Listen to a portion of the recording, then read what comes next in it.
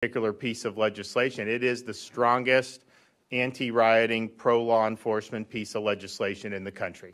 So this bill actually prevents against local governments defunding law enforcement. We'll be able to stop it at the state level. This bill gives us the tools to make sure that that doesn't happen. If we saw last summer, some of the local governments are actually telling, not necessarily in Florida, but throughout the country, basically telling these folks to stand down, telling police to stand down while cities burnt, while businesses were burnt, while people were being harmed.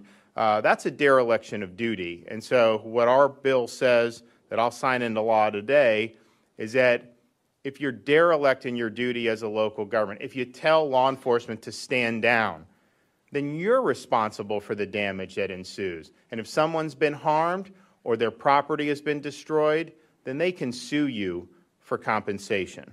We also saw around the country people toppling monuments of people like George Washington.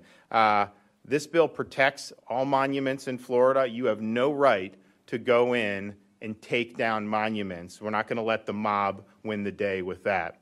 The bill also includes liability for mob intimidation. And if you think about it, we saw images of people just sitting outside, eating at a restaurant, and then you have this crazed mob circle around them and start screaming and really intimidating. I'm sorry, that's unacceptable. You're going to be held accountable. Mind your own business and leave people alone if they're not bothering you.